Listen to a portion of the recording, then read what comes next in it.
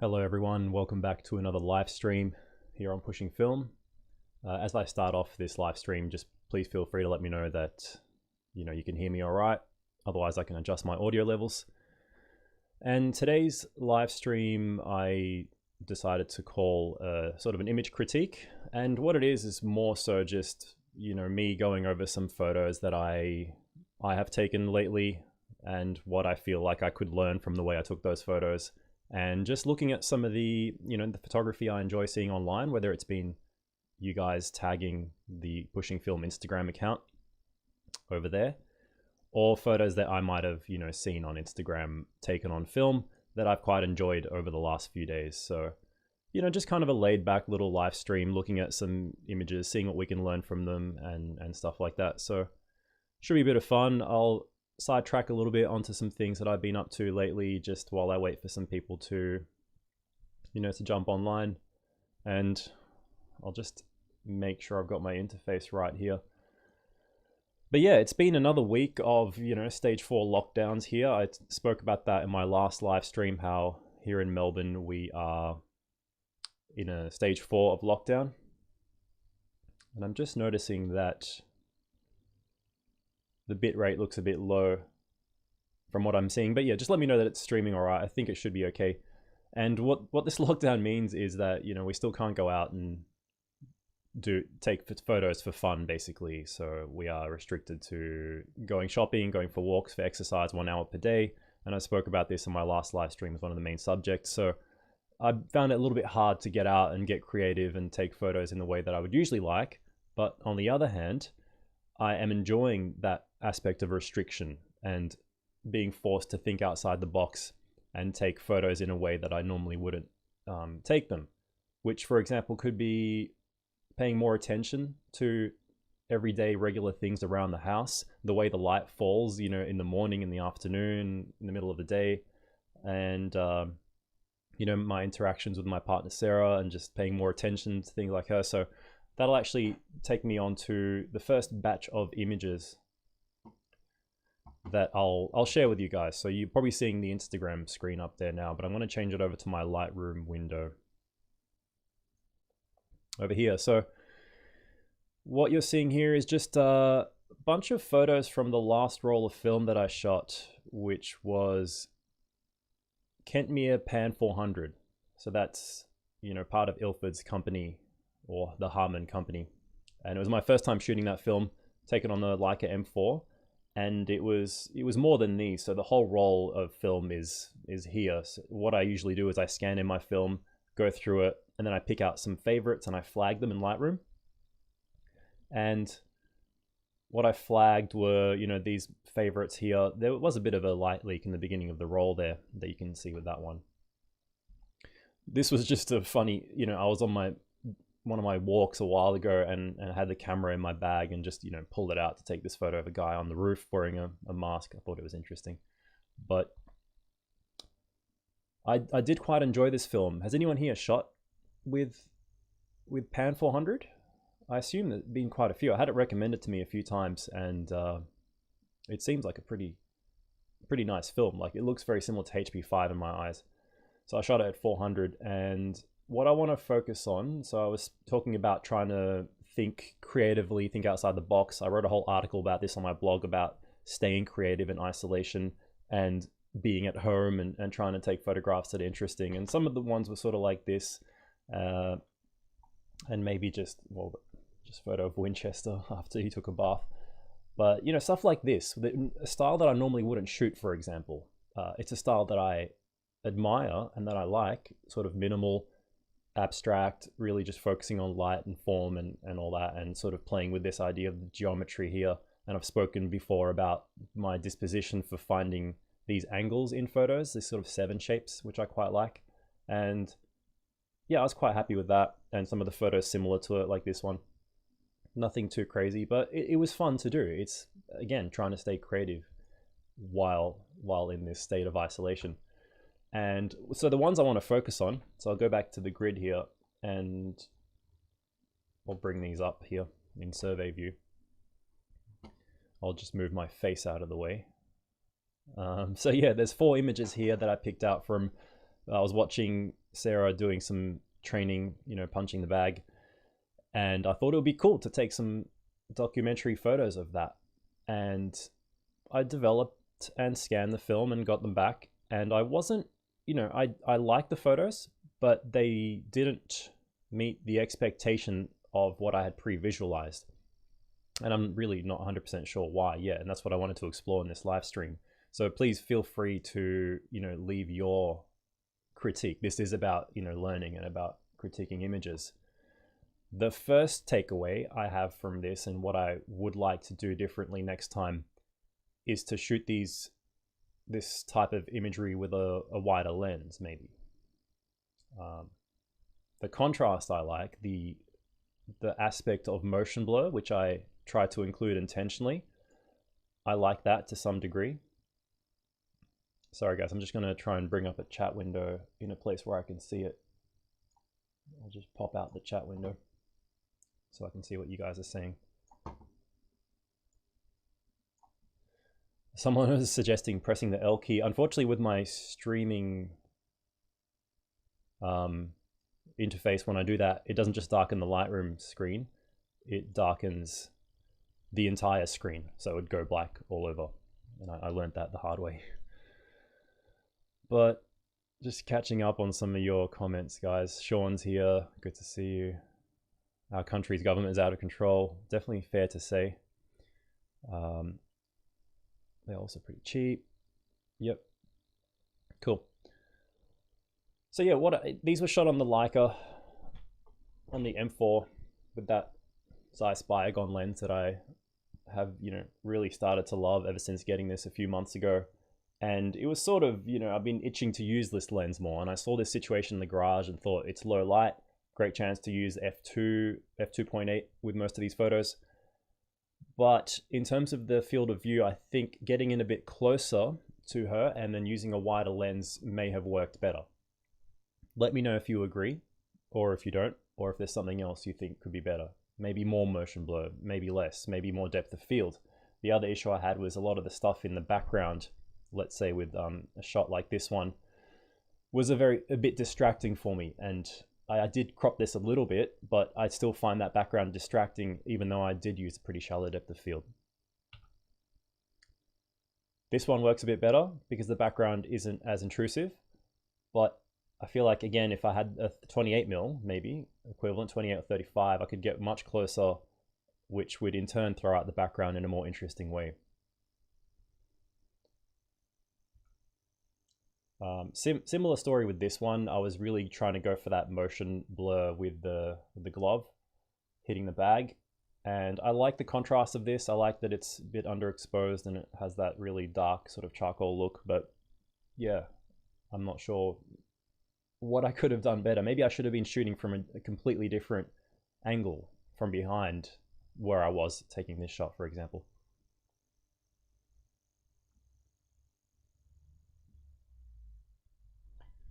All right.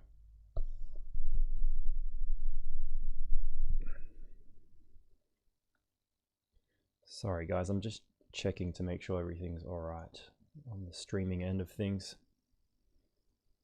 I'll just put this back on grid view here.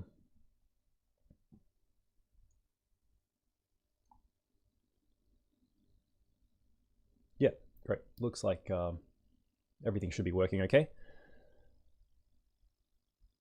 So let's jump into Instagram now instead.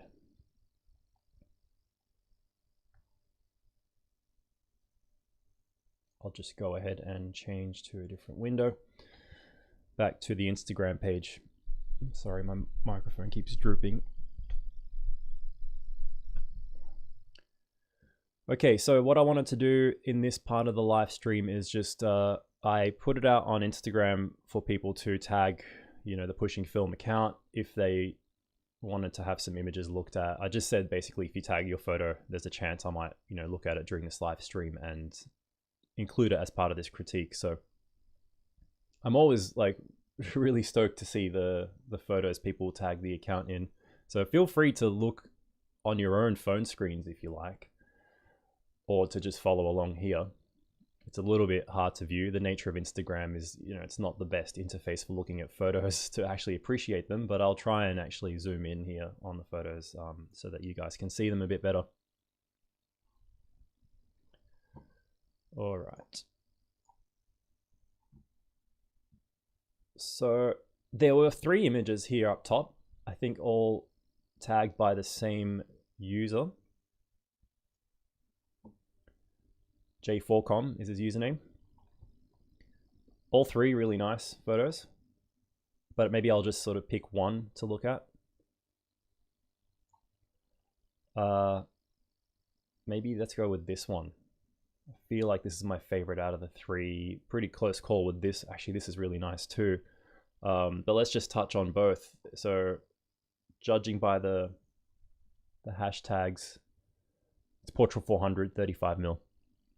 So, great choice of film for this situation. Obviously the kind of photo that I think works better in color than it would have in black and white. So good choice there. And of course the other, obvious attraction of this image is the fact that it's a yellow beetle with these yellow flowers surrounding it.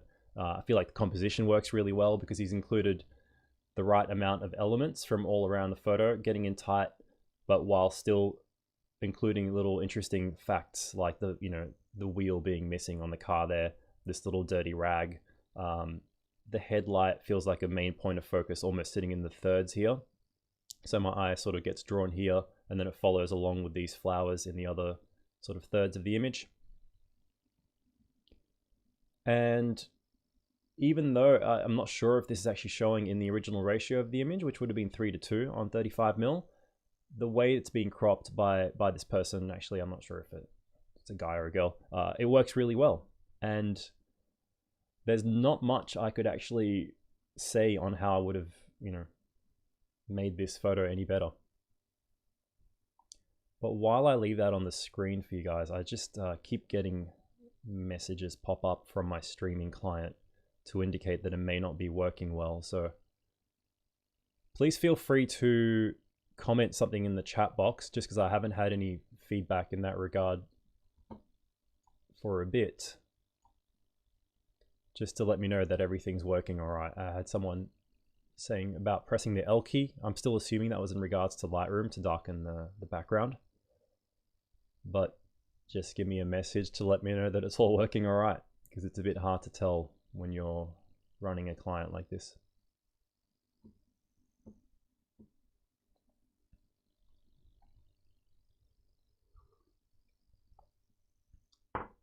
Cool. Excuse me. Thanks guys, good to know. Everything's good? Cool. Yeah, it's really odd that I keep getting these messages then. It seems like it's all working all right. So let's jump back to another photo. Yeah, I mean, on that night shot, same deal. I really love this guy's stuff. That cinematic look. I know that term gets overused a lot, but I love the mood of this photo. The fact that it's exposed for the brighter parts of the scene, allowing the darker parts to go dark. A common mistake oftentimes when you're taking night photos is for people to meter for the average of the scene. And if you had done that in this scene, I feel like it would have been blown out in terms of like the walls and these highlights, definitely. But by actually setting your light meter to the mid-tones or the highlights with a night scene, it brings attention there to where the actual interesting parts of the image lie. So for me, that is the building in itself. This really oddly positioned wheelie bin just sort of sitting there in a place that you wouldn't expect it to be. The beautiful colors on the building, which are the doors. So they're sitting there lying in the mid-tones. Someone's saying that the photos look good on the stream since I'm using a web browser. Yeah, I mean, I thought that was a good idea because it probably looks better than it would on a phone. So yeah, that's a bonus, I guess, whether you're following along on the phone or the computer, whatever suits you. But yeah, I love the blue and the red borders, these little interesting things. Not as much interest in this photo lies in, let's say, the trees or the foreground. They're just there to complement this main area. So really good work from this user on the exposure. And on the framing, it all works pretty well. The only thing I would say about the framing is that, there's a bit of distracting element there, but that seems like it was out of the photographer's control. Probably not much that they could have done there, because if they framed it a little bit more off to the right, it would have cut off this side of the building, which might have, seemed distracting in its own way, and it would have sort of ruined the framing of having that bin there. So yeah, that's all I have to say about that one.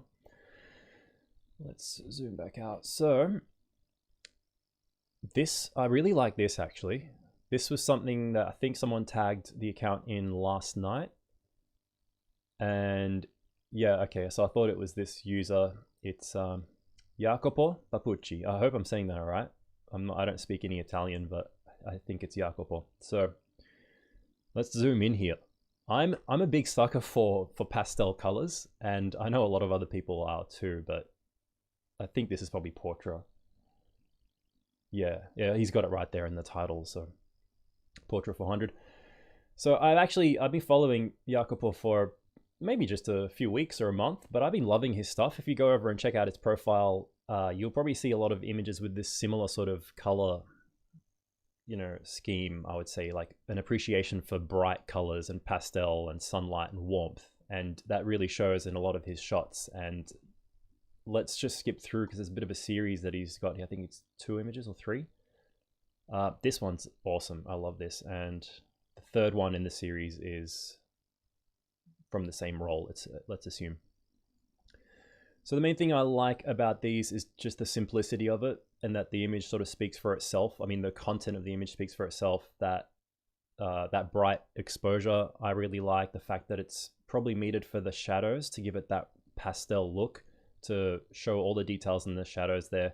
Whereas again, if you just let the light meter in your camera do its thing, sometimes it would have had these shadows look really dark and add too much contrast to the scene. But by keeping the exposure bright on a film like Portra 400, you can get this beautiful pastel look, and I love this. I love the colors. Not much to say about this one.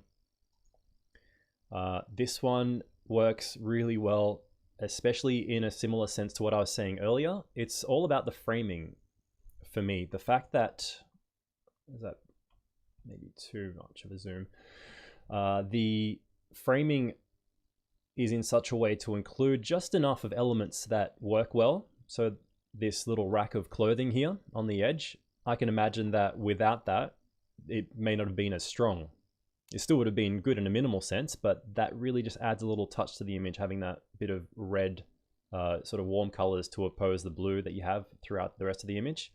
The inclusion of the bike, you could have easily walked off to the left to try and, chop off the bike, but I love that that's there. And of course, the star attraction of the whole show is presumably this old guy here sitting out, which looks like he's sunbaking or something, and that's gold to me. Without that, the image would still be good, but it wouldn't have been as good without him, sort of sitting there, perfectly framed within this subframe of the gate into this maybe someone's house, I guess. And then there's another bit of a subframe within it, this little other square here, sort of leading your eye to this character. As well as that, he's sort of in the thirds of the image. So if you tend to gravitate towards using the rule of thirds, which a lot of us do subconsciously, there's no reason you need to, but he kind of just sits there in that perfect spot in the thirds, framed perfectly by this, almost like he's leaning his foot on that. So I really like that Jacopo positioned himself in a spot to be, having this character framed here, and the inclusion of all the other nice elements, which is something that I'm still learning a lot about, trying to do in my photography.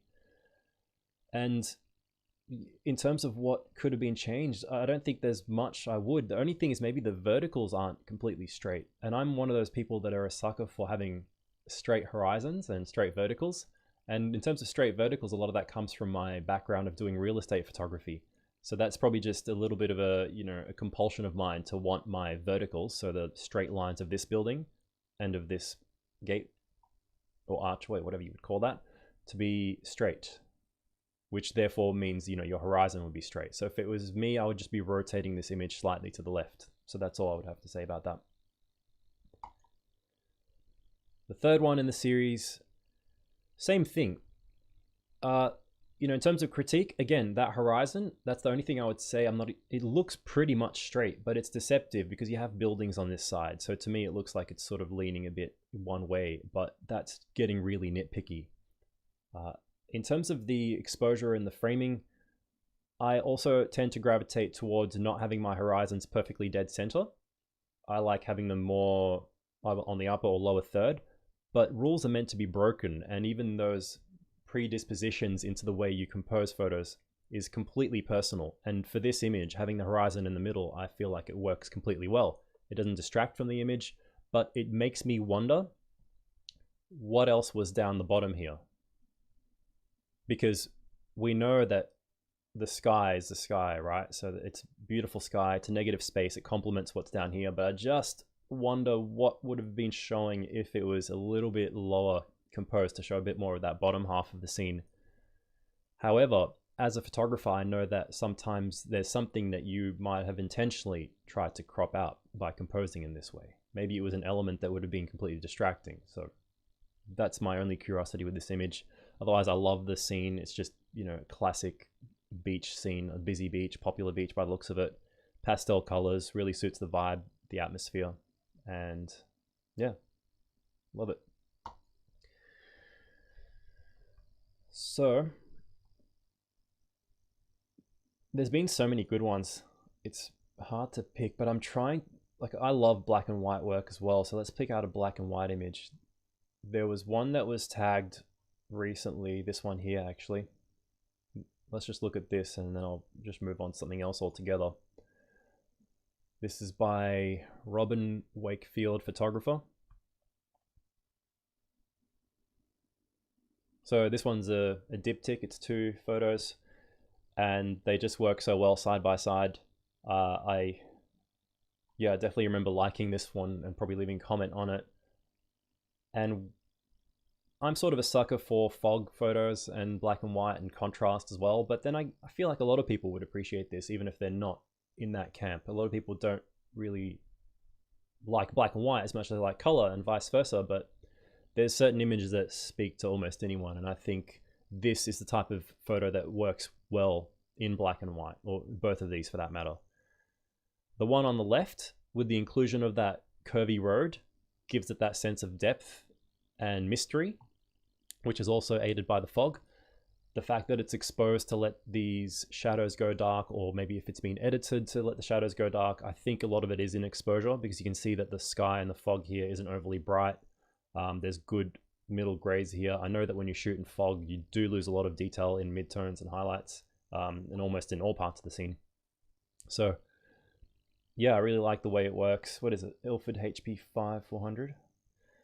And just the fact that he posted these 2 photos side by side, I think that's really cool because sometimes, you know, it's a struggle to let one image live on its own, but this pairing works really well because one of them gives it a sense of place, of being somewhere that might be a national park with a road leading into it, and the one on the right has even more of that mystery, and it's just very abstract. It's just the transition of fog to trees with different gradations and layers of darkness in the trees, and then to more fog again. So it's a little bit more minimal. So one gives it that sense of place. One looks like, you know, it could be anywhere. But yeah, I just thought that was another set of images I appreciated. Interesting way of layering them, sort of setting them together as well. The different ratios. One's got, you know, a different ratio than the other. Perhaps they were shot on different cameras. One looks like 3:2, one looks like 4:3, if I was guessing, but that could just be the crop and the editing. But yeah, I mean, definitely worth checking out this guy's page as well. Really nice black and white work. And that was one that I appreciated. But let's go back to the profile. And what I want to do, so the last couple of critiques, because I don't want this to drag on too long and bore you guys, but I wanted to talk about a couple of images that I, you know, had been browsing through and really liked over the last day or two. So I'll put them here and saved. So one is by Ashton.jpg.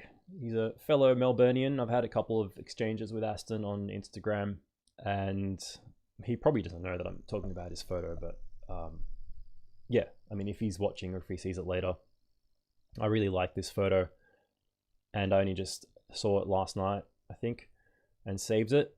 But this is one of those photos that demonstrates where that sort of light burn at the first of the roll can actually work in the favor of the image, especially because it's a dusk image, sunrise or sunset, sunrise in Port Melbourne. So it's a dusk image with those warm, rich tones and that prominence of sort of blue, purple, which to me works perfectly against the orange of the light burn that you get when you're loading color film, and that initial part that's exposed, completely exposed to light, interacts with the rest of the scene. And what it does here is it kind of overlaps the reflection of the lighthouse, the beacon. So yeah, that was just something I really liked. The coincidence of the where it actually started here, about a third of the way into the image, cutting off that reflection, and just the simplicity of it. I think it works really well. If it didn't have that light burn, I don't know, would it have worked better? What do you guys think? Or does it actually, is it aided by the presence of the light burn? I actually fall into the latter camp, because I think that heavy orange and the fact that it's a sunrise shot really complements it, because there isn't much other, color tone without that.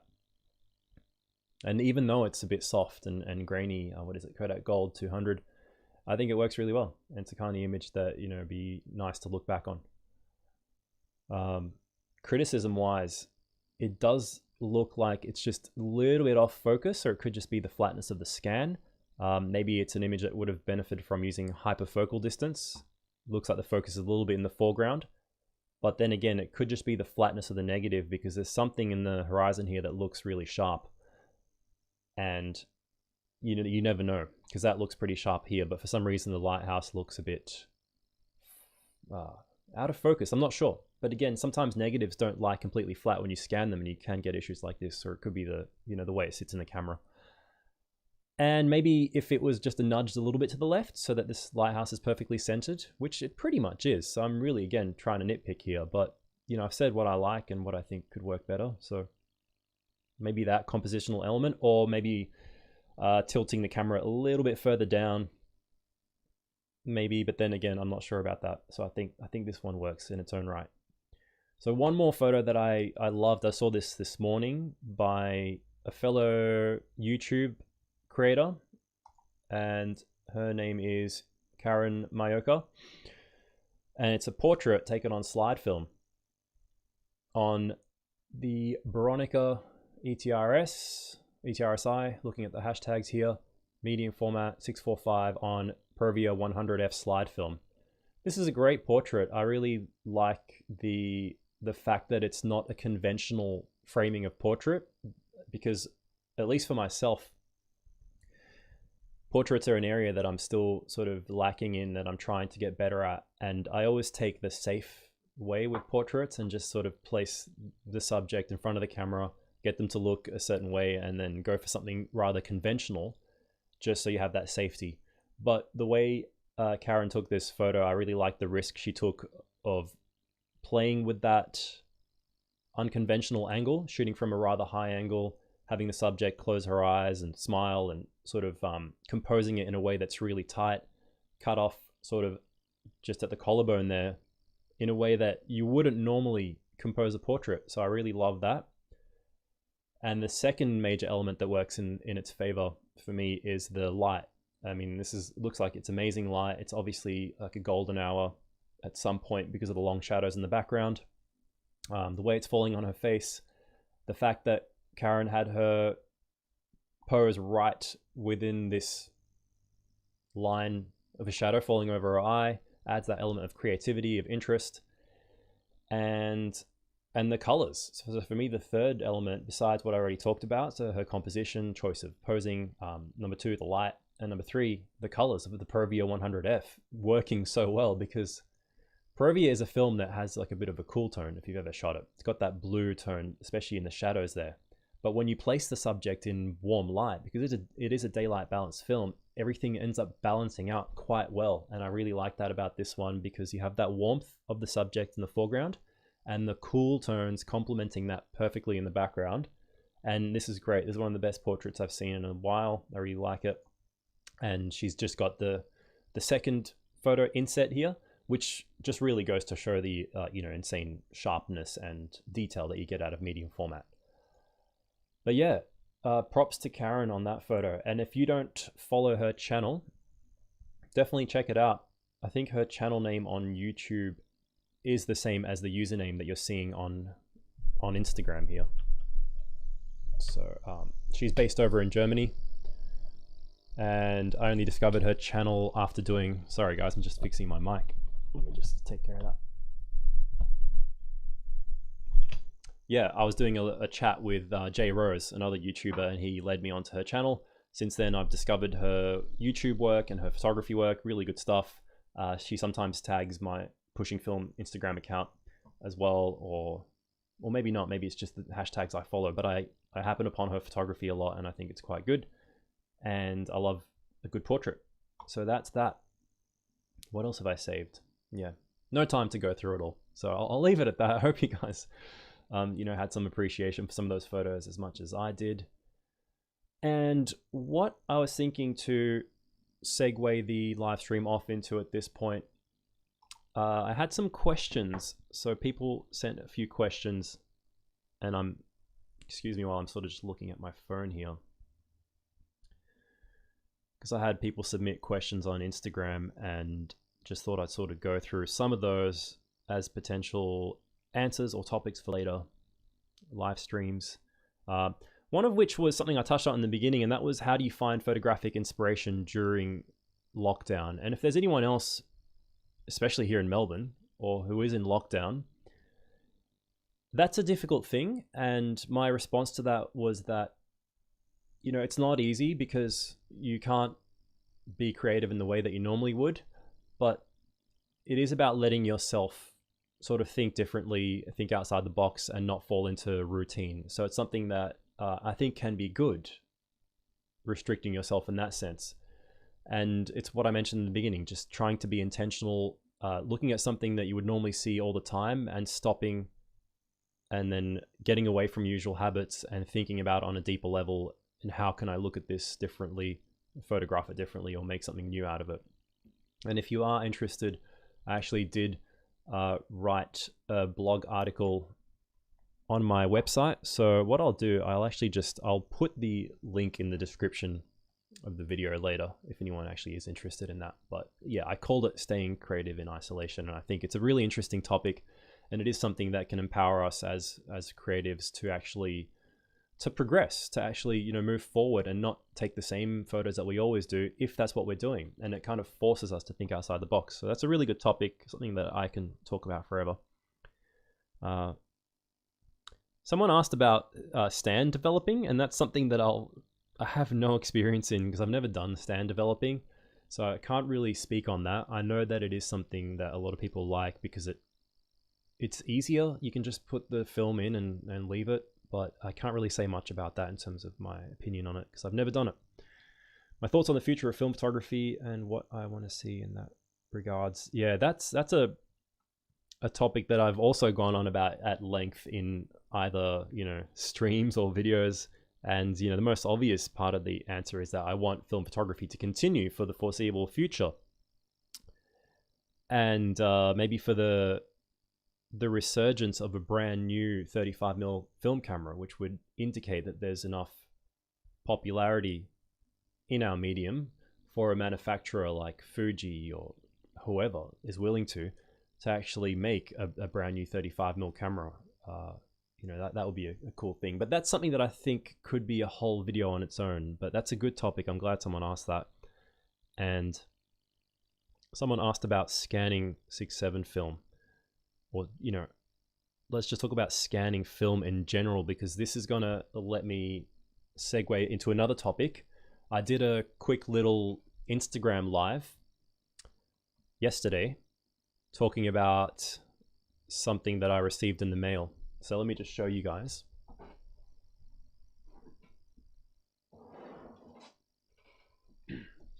and that's this film holder. So this is called the Essential Film Holder. It's a product that I'll be putting out a review on very soon after I've done more scanning on it.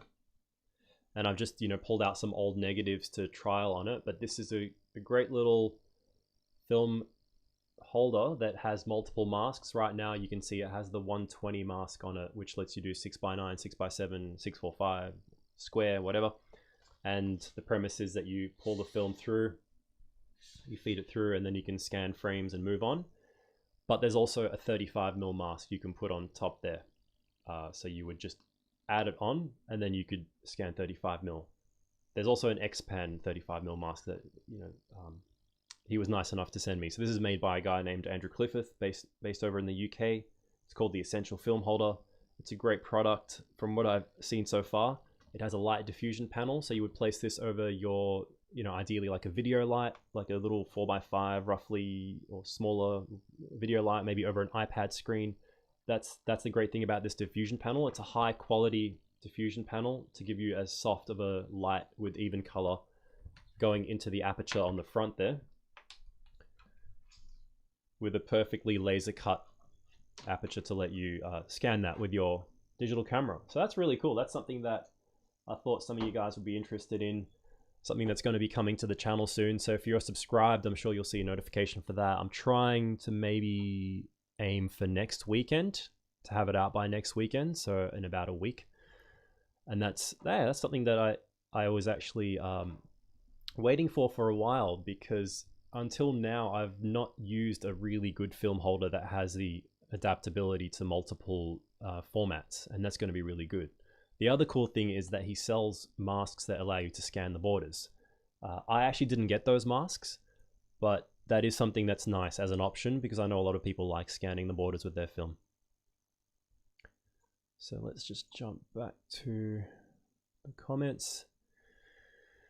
The light burn adds to character of the image. Yeah, that's right.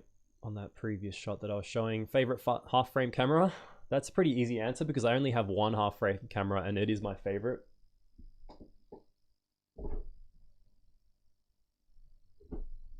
It's gone missing. Or it's just not within reach. And that's the Canon Demi. I love that camera. It's really cool. It's really compact. It seems well built. I bought it at a flea market for $10 because it was jammed. But the guy wanted 20. I talked him down to $10. And I said, I'm not sure if I can fix it, so how about 10? And he's like, yeah, all right, take it. And I bought it, took it home, took the camera apart a little bit, and I did need to do a bit of repair, but it was pretty simple, luckily. So that's my favorite half frame camera. And someone's saying, I ordered the Pixelator, can't wait to try it out. Yeah, so the Pixelator is another option. I was following the development of the Pixelator for a long time, and as anyone who knows about it, is aware, the creator Hamish Gill had so many hardships getting that Pixelator together. It started off as a Kickstarter, but he basically had problem after problem after problem trying to get it manufactured and cut correctly, and so many issues. He was really unlucky in that regards. I did reach out to him very early in the development of Pixelator, which was way back before Negative Lab Pro even came out, around the same time. And he was actually on board to send me a copy, and then all the delays happened, and it's only just recently started shipping. A few months before that, he checked back in with me to get my address to send me a review copy, but then there were a whole bunch of other delays, and I think since then he's just been way too overwhelmed to worry about that, because I'm sure he's got a lot on his plate. I didn't feel it necessary to reach out and say, hey, did you still send that review copy? Because like I said, he's got enough on his plate. He's had so much trouble getting that device out there, so I thought I'd let the dust settle on that. But in the meantime, I had already spoken to Andrew from EFH about this device, and I think this has great potential because of the way it's designed with the masks. I'm pretty excited to actually look at some scans from this. So that's a cool device, and it's a pretty competitive price, especially if you put it against something like the what is it called, Negative Supply Mark II, whatever they're up to now. $300-400 US dollars. So for us in Australia, that's $700-800, which is crazy. Great camera, great deal. Yeah, on the Canon Demi for sure. So that's pretty much it, guys. I would just wanted to go through some of those favorite photos that I saw online, some of the photos that you guys tagged me in on the Pushing Film account on Instagram. So for anyone watching, this could be a live stream style that I'll do again going forward. This is the first one I've done in this style. Let me know what you think. I know it's a little bit rambly and all that, but the more I do these, hopefully the better I'll get at them. So if you do go ahead and tag Pushing Film, as in the account on Instagram, that could be something like a pool that I could use to pick out photos and include in future live streams like this. Let me know what you think. Any ways I can improve this sort of live stream, because I am sort of learning as I go along with these. Another thing, sorry, now I lost my train of thought. That's the beauty of going live, isn't it? Yeah, so I think all I was really wanting to say is feel free to give me your suggestions for any other future live stream topics or videos you'd like to see. I want to thank everyone who is giving all that great feedback on my last few videos. I think it's been pretty obvious that I've had more time on my hands to make content, because I've probably put out a video every week for the last month, something I'd never done in the whole 3 years of this channel. So that's again another little bonus and you know, blessing that's come out of having this extra time, which in turn was due to being in lockdown.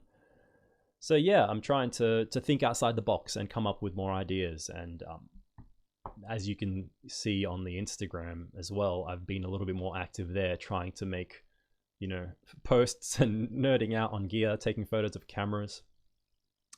If anyone hasn't seen it, something else I really appreciated recently, because I'm always watching other YouTube creators and watching YouTube myself a lot, check out Joe Greer's video on the Yashica that he found.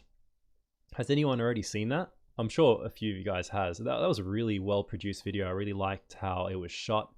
It had a really cinematic sort of look to it. So I think Joe had, you know, a good friend of his, I'm assuming, shoot it for him, and it was really meditative and calming, and like great for someone like myself stuck at home to actually go along on a little road trip and watch him take photos with this camera that his mum found for $5 at a thrift store or an antique store or something like that. So that's my recommendation for the YouTube video I enjoyed most over the last few days. Yeah, thanks for coming live, guys. I hope you enjoyed this one. Again, let me know your thoughts, anything you have in terms of ideas for future live streams. Message me on Instagram, join the Discord server if you're interested in that. I've mentioned that a few times lately. I put a link, an invite link to the Discord server in the description of this live stream. Check out some of these great photographers that I've looked at on Instagram, and I'll chat to you all next time. Enjoy the rest of your Sunday if you're here in Australia, or the rest of your night if you're on the other side of the world.